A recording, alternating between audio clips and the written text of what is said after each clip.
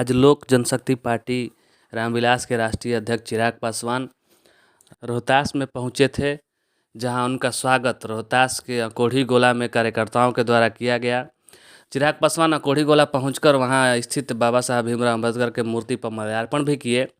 आपको बता दें कि चिराग पासवान बीते दिनों औरंगाबाद में शहीद हुए दरोगा वीरेंद्र पासवान के रही में शामिल होने के लिए पहुंचे हुए थे। अकोढ़ी गोला के रास्ते से ही चिराग पासवान शिवसागर तक गए और वहां पहुंचकर चिराग पासवान ने क्या कुछ कहा, सरकार के सुरक्षा व्यवस्था पर क्या सवाल उठाया, सरकार की मानसिकता पर क्या कहा, आइए सीधे सुनते हैं चिराग पासवान को। 15 साल में 41 पदक उनको मिले हैं। 41 पदक जिन्होंने हासिल किए, आज जब उनकी दुखद मृत्यु होती है, वो शहीद होते हैं, तो अफसोस होता है कि डीएम एसपी कोई एक बार आकर उनके परिवार वालों को हिम्मत तक बांधना जरूरी नहीं समझते। और डीएम एसपी तो फिर भी दूर की बात है भैया, प्रदेश के गृह मंत्री क्यों नहीं है? गृह मंत्री भाई, जात पात धर्म मजहब से उठिए मुख्यमंत्री जी। आज वीरेंद्र पासवान शहीद हुए हैं आपकी सुरक्षा करते हुए, आपके कानून का संरक्षण करते हुए, और आप किसका संरक्षण कर रहे हैं? अपराधियों का।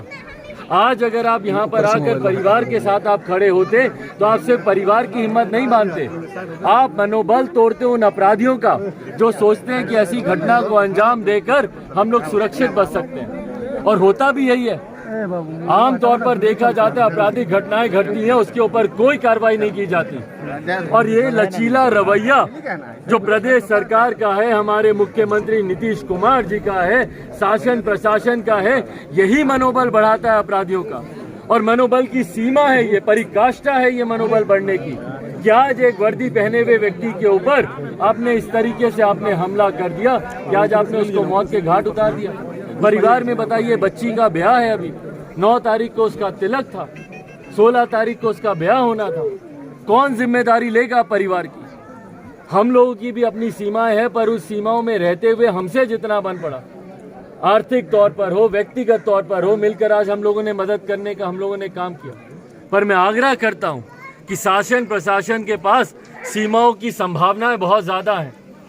चाहे तो वो बहुत मदद कर सकते हैं ऐसे परिवार की, और खास तौर पर ऐसे परिवार की जिसके परिवार का सदस्य शहीद हुआ है। मैं आग्रह करता हूं मुख्यमंत्री नीतीश कुमार जी से कि तत्काल प्रभाव से परिवार को कम से कम 25 लाख रुपए का मुआवजा तत्काल पर प्रभाव से मिलना चाहिए।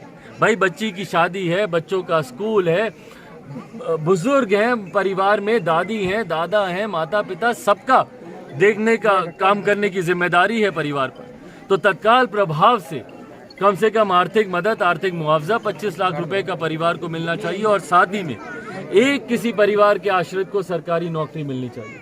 भाई, वो सरकारी सेवा में ही थे ना, और ड्यूटी पर ही वो शहीद हुए हैं। तो किसी एक परिवार को सरकारी नौकरी देना सरकार की जिम्मेदारी बनती है।